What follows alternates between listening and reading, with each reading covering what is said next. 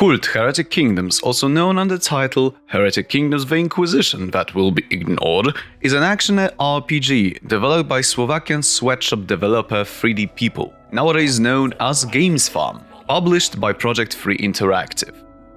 Initial look at the game might fool you into thinking it's a game following the acolyte of the Inquisition, Alita, on her quest to acquire and destroy the legendary sword once used to kill an actual god. And while it is correct, the heart of the game lies in the journey. The journey from a fragile cookie to a nigh-mortal avatar of pain and slaughter, with body count that can only be expressed in kilo adults per minute. For the American viewers, that's 1.6 Smiths per football pitch. Okay, but giggles aside.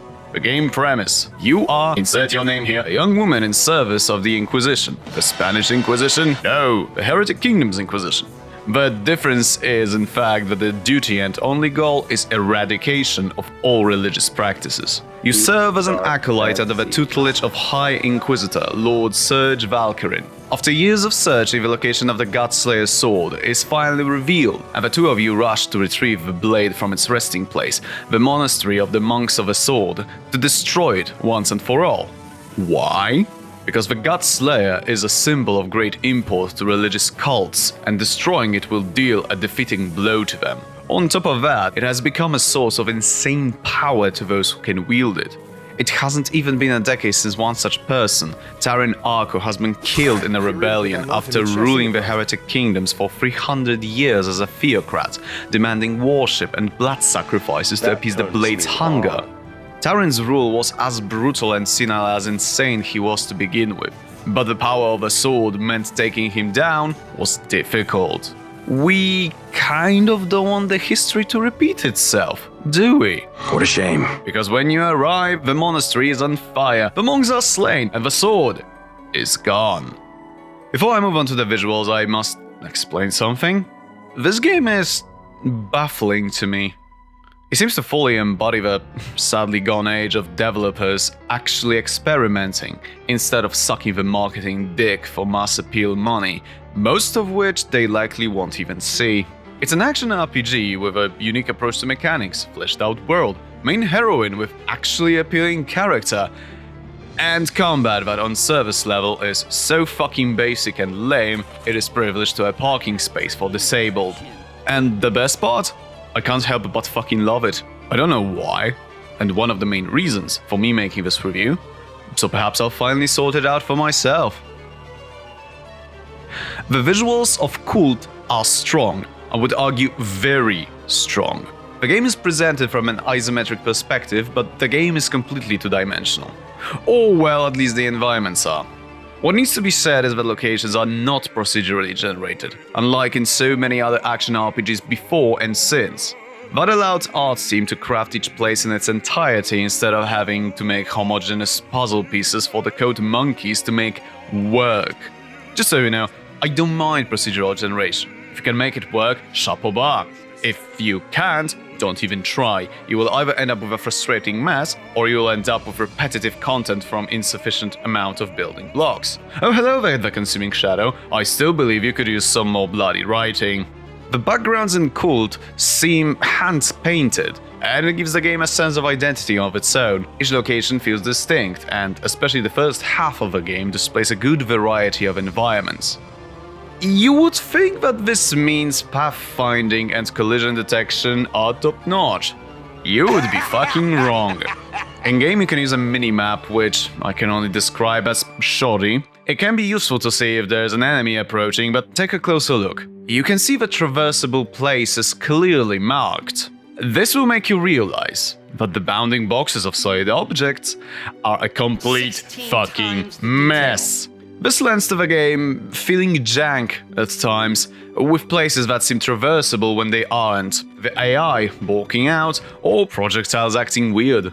The locations are solid visual-wise. What about characters? They can be nightmarish in that early 2000s low-budget 3D sense. Still, the characters, be it friend or foe, stand out from backgrounds. Somehow, they remain consistent with everything else, and I believe it's thanks to a subjectively stellar art direction. Yeah, there are glitches, and sometimes it can be less than intuitive when it comes to collisions, but overall, the visuals are solid. The audio is, well, it's a right varied mess.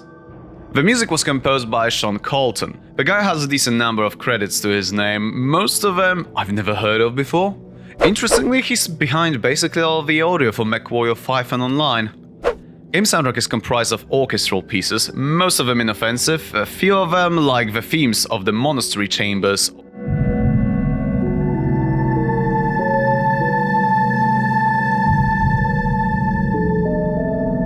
or the Veil of Tears,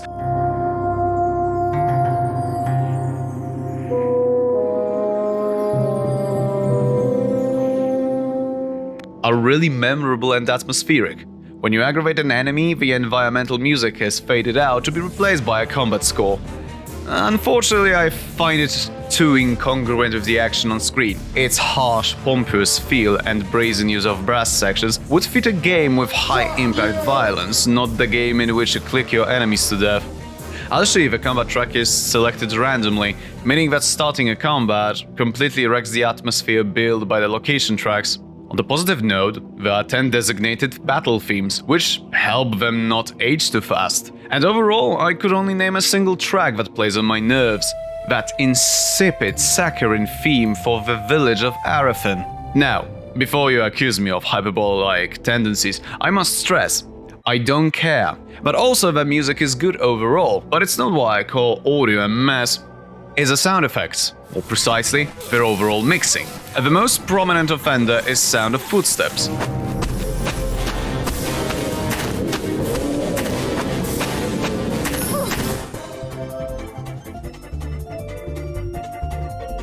That said, with the exception of aforementioned issues, the soundscape is not bad at all.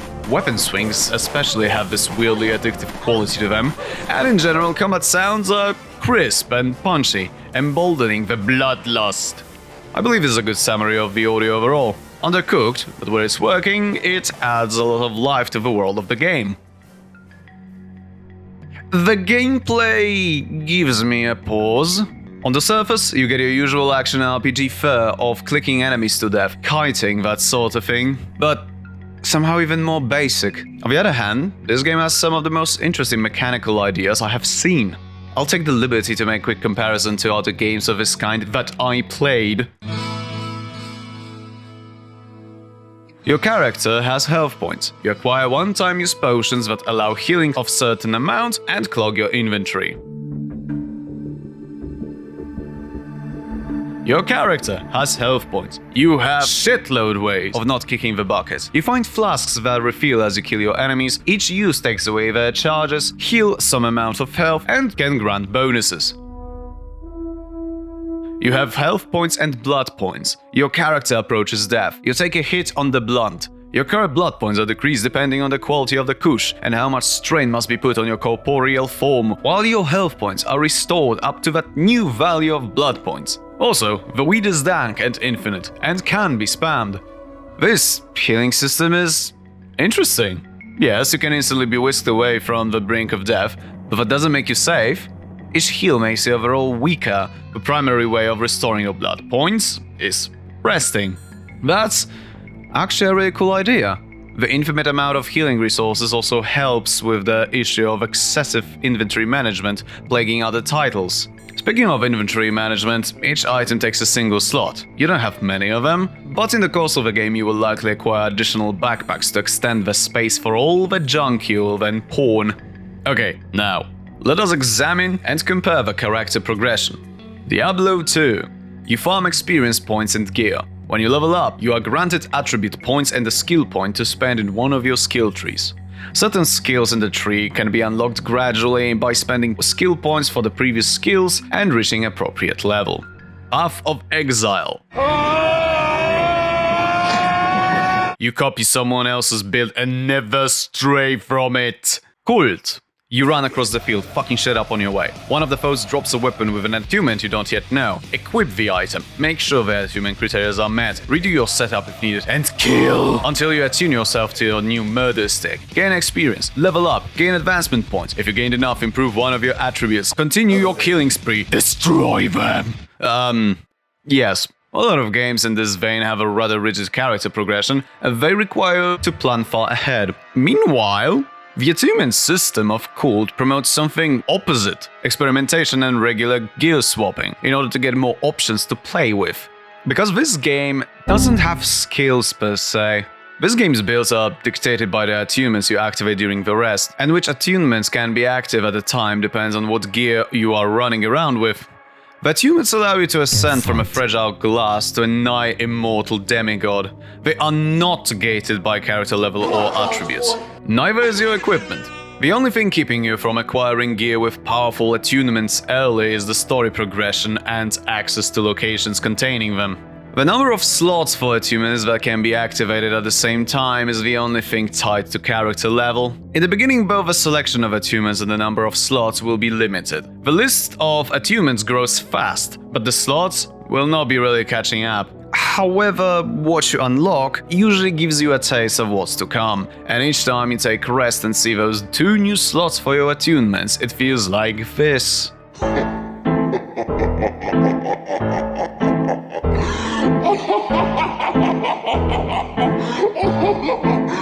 Tying the attunements to gear is somewhat flimsily explained lore-wise, but aside from that, it creates incentive to experiment. Unlike in Diablo 2 or Path of Exile, you don't focus on one playstyle. If you want to survive and gain power, you will use multiple playstyles. One moment you may play a pure knight only to find a ring that requires not only an elementally imbued weapon, but also no armor whatsoever. So if you want to unlock those attunements, you need to figure something out to make your setup work. If you don't have a weapon to fulfill the elemental requirements, you can visit local civil mage in towns. He will let you change the element of the equipped weapon or focus, or remove it altogether. Some attunements are not good. Some attunements are absolutely broken. A lot of those more insane options lock you to some kind of gear. The moment you unlock the attunement of a piece of equipment, there isn't really anything forcing you to continue using it. At the same time, understanding your gear can be a difference between life and death. There are 3 categories of armor: light, heavy, and shields. You can also choose to run without any armor, and that is more viable than one could think, if you have the attunements that will allow your survival, that is. Because the heavier the armor you are wearing, the slower your attack speed, to a point in which the biggest shield with the heaviest possible armor bring your attack speed to 1/3 of the maximum value. The weapons can also be categorized. Most weapons should be self-explanatory. Normal weapons are the in-between choice. Heavy weapons have the distinct privilege of being slow, but usually bring you the pain if they hit. Additionally, we have ranged class of bows, whose role is to cheese, and focuses, whose role is casting spells and being an utter disappointment. So far, so vanilla, but here come the attunements to spice things up. Fast weapons specialize in making the foe regret to bother wearing armor. Normal weapons negate blocking and dodging of your enemy, which makes them more reliable to hit. Heavy weapons specialize in being slow, and offsetting that by putting damage over time or knocking out your enemies. Similar thing is going on with the armors. But there is more, much more.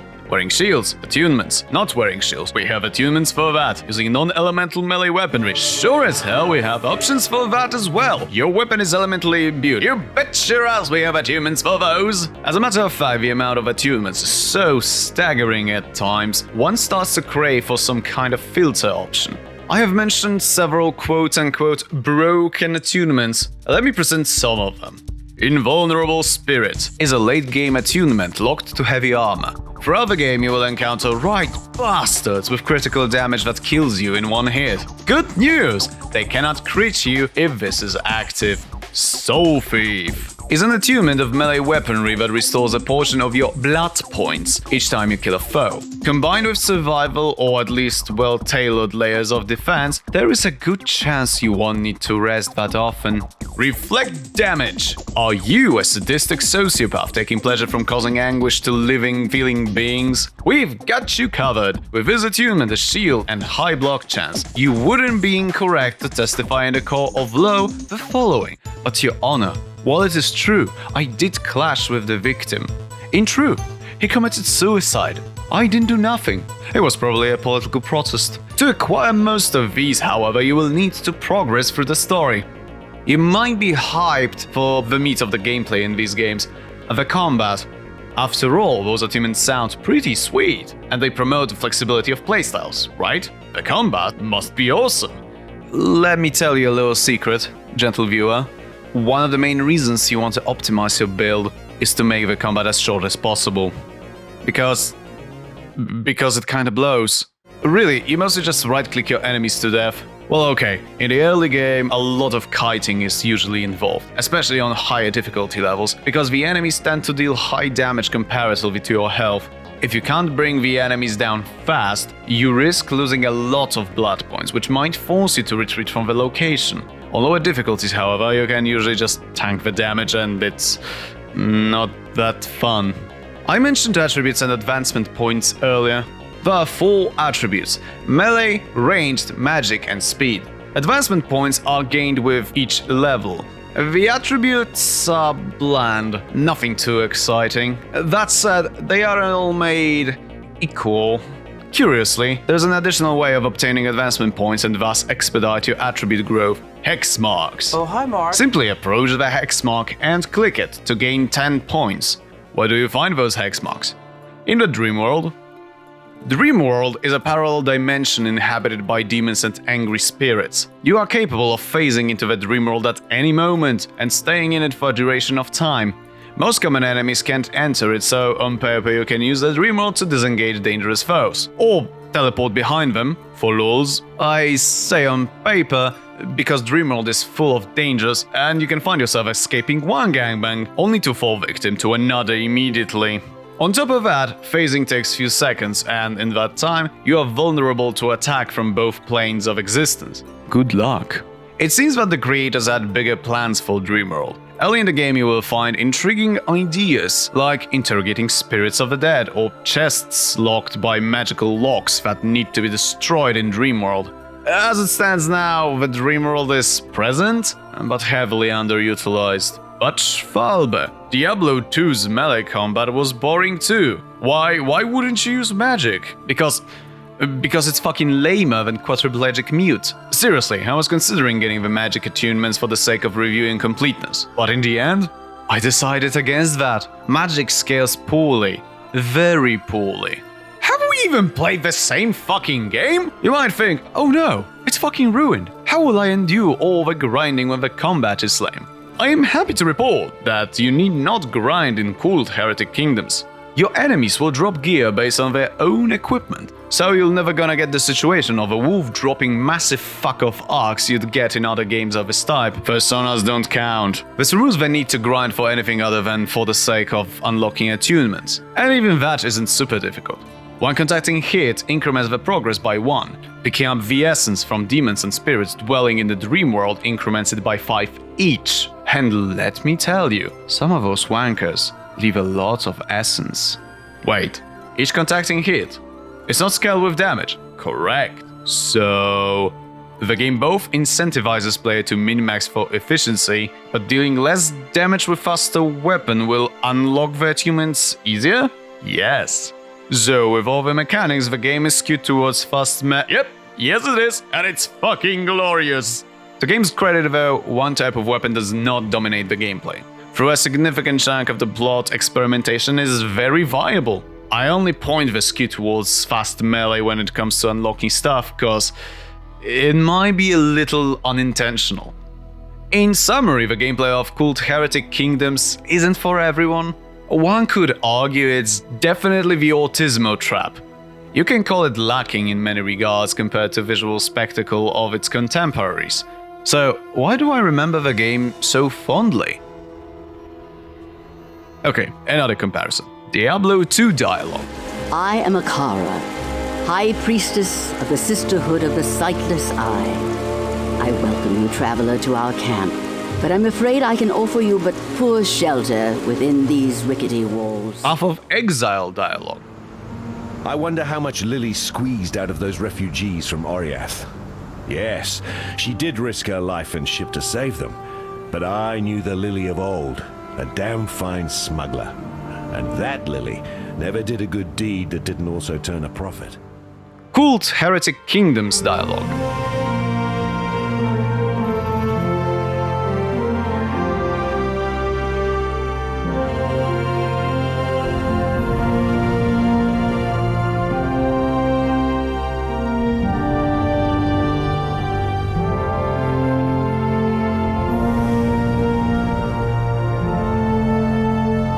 The characters do not talk at you. This game has an actual dialogue, actual story. The game world has a richly detailed history from which the motivations of characters and groups are driven. This is fascinating because although the story is pretty linear with vestigial detours at best, it's one of the stronger examples of world building I can name. In a genre where that kind of thing is usually there to excuse gameplay and not much else. There are no dwarves or elves in sight. Instead, additionally to humans, we have Taimurians and the Sura. Taimurians are a nomadic race of wolf-like humanoid raiders coming from the wilds east of Corwinth. Ever since the fall of Theocrats in hatred for whom Taimurians were united for centuries, their lands are in constant turmoil. And where turmoil, there are refugees, who integrate very well by raiding Corwinthian villages across the Sundered Shield.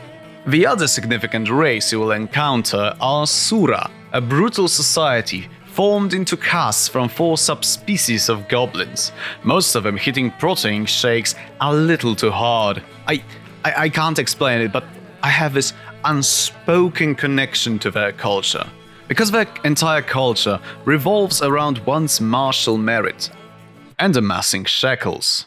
The Sura aren't just paid to win, they're literally paid to fucking live, just like America. You learn of the cultures of Heretic Kingdoms and its history through conversations with NPCs and books one can find throughout the world, and it's kind of fascinating. It isn't just some background fluff, it's the reason for what we're doing here.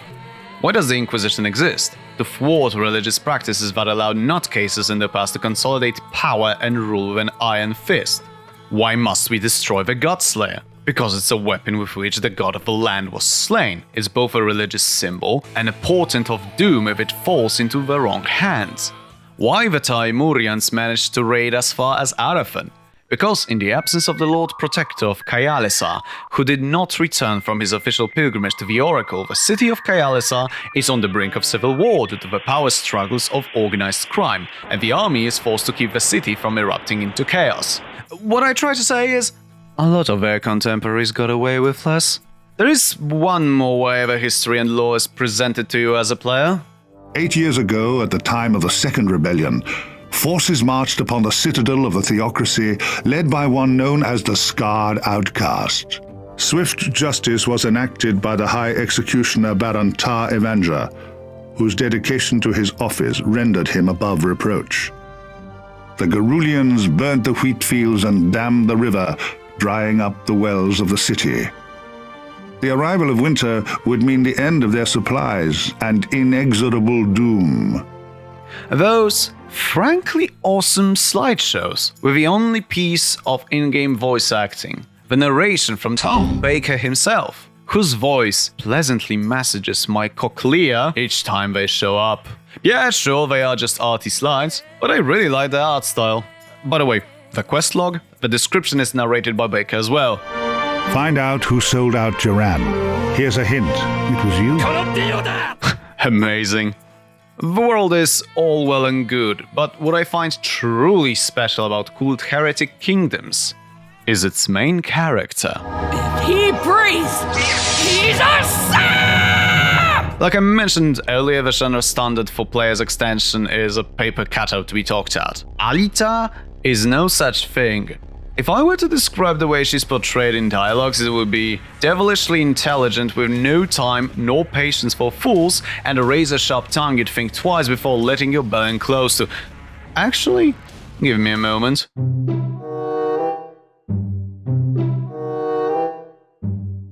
If it exists, there's a porn of it, my ass. Anyway, Alita takes no prisoners, and it's glorious. This doesn't mean that she's a one-dimensional quip machine. She's ruthlessly goal-oriented.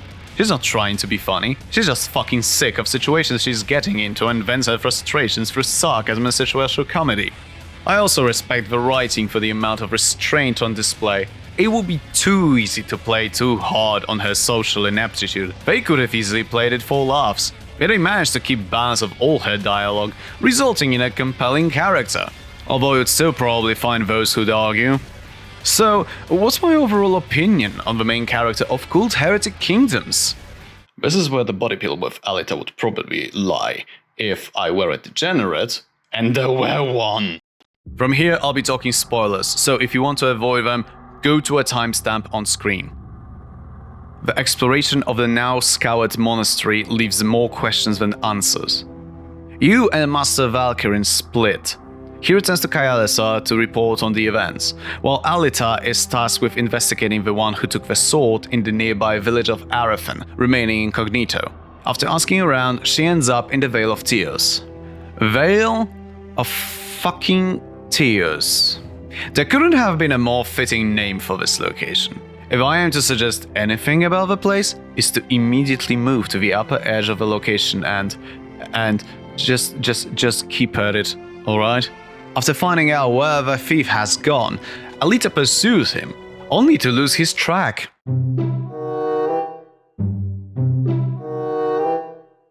Peace out!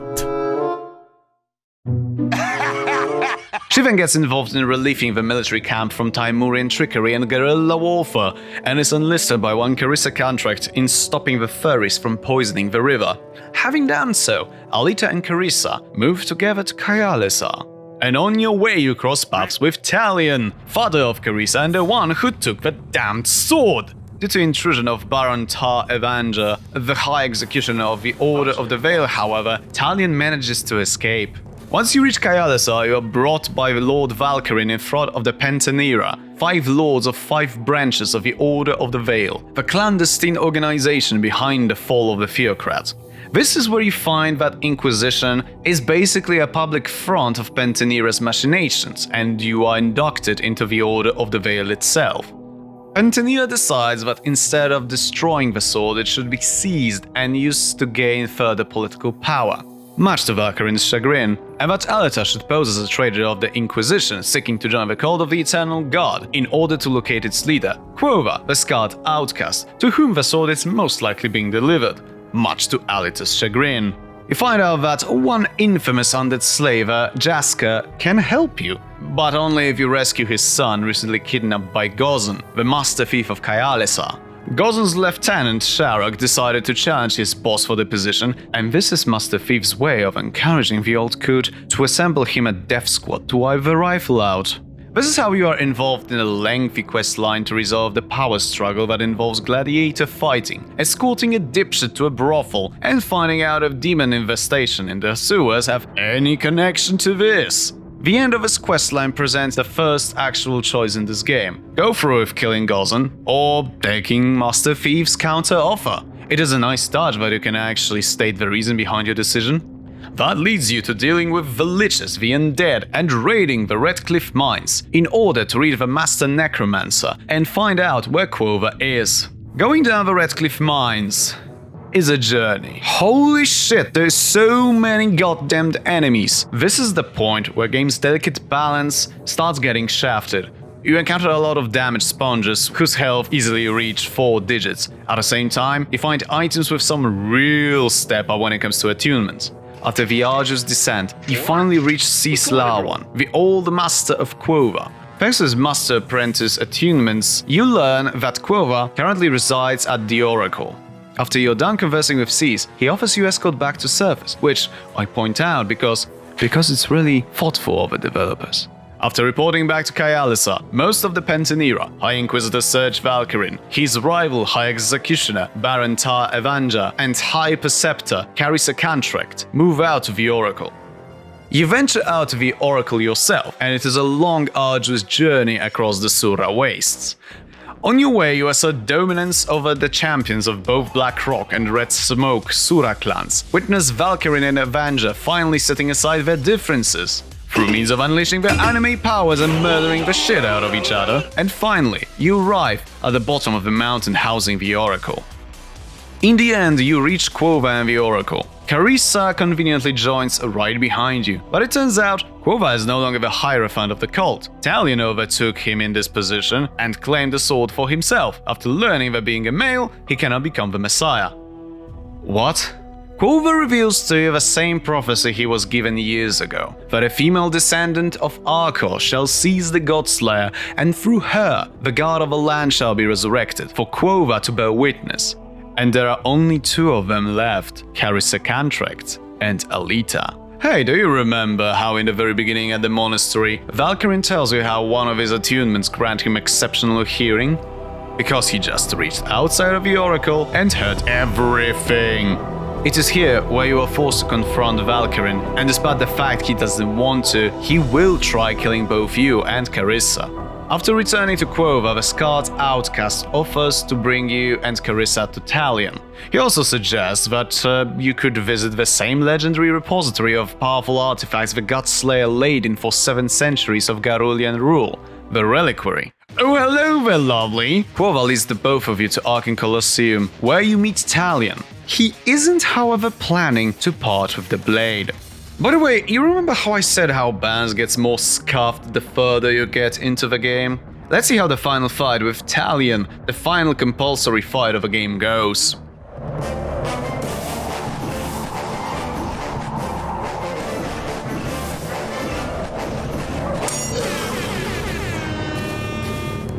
Well, shit! Once you defeat the Edgelord, get it? He banishes the entire area into the Dreamworld upon his death. Alita seizes the Godslayer, and you are smart with the ending Tron 3000. At this very end, you are presented with 2 consecutive choices, but the second one actually decides how the game ends. Giving Carissa the sword will resurrect the god of the land. Telling Carissa to fuck off and declaring yourself a Theocrat 2.0, or telling Carissa to fuck off but instead honoring your dead master's wishes. This is overall quite a letdown after the entire journey. The ending's a simple artwork of Alita in her full glory, with a short narration from Tom Baker. Yeah. KULT Heretic Kingdoms is a game of conflict. Conflict between beliefs, but also conflict of interests and inner conflict between wanting to be a Diablo 2 clone or a full-fledged CRPG. Looking at the game from the perspective of a Diablo clone, its combat is mind-numbing at times. Looking at it from the perspective of CRPGs that were released around that time or not long before, the role-playing is practically non-existing. At the same time, barely a few people managed to create an ambitious title which tried doing something different to both perspectives, resulting in engaging mechanics not seen anywhere else, one of the most original fantasy worlds to see the light of day since, and engaging plot with good dialogues in the genre that mostly focuses on combat. The game is junk, but it is often that the things that seem broken have the most charm, spirit, and personality. Not enough Rule 34 art of valid to get in date, however. 2 out of 10. Just kidding. I cautiously recommend the game. It's charming and brings one back to the time when developers actually tried to create something instead of milking customers' wallets. It has been available on GOG for years, albeit under that other title, and turns out actually on Steam as well. First thing I played the GOG version and only found out about the Steam release while making research for this way too fucking long Jesus Christ review. Gentle viewer, if you are watching this, I would like you to know that I am grateful that you've enjoyed this video this much to get to this point. I will openly admit that I underestimated the subject of this video heavily, and I can only sincerely apologize for how late this video is. Still, if you've enjoyed this, I will be grateful if you share the video, because I've put a lot of work into it and burnt myself out. Now, if you'll excuse me, I'm going to take a break. I would like to thank my amazing Patreons: Glenn Uno, Guiderino, JWK, Mefcio, and Łukasz Barański, for both the patience and their continued support. Without you guys, I wouldn't be able to do this. I won't be tackling any reviews for a month now. I'll mostly try focusing on shorts to combat the burnout. In the next review, however, we will discuss vehicular homicide.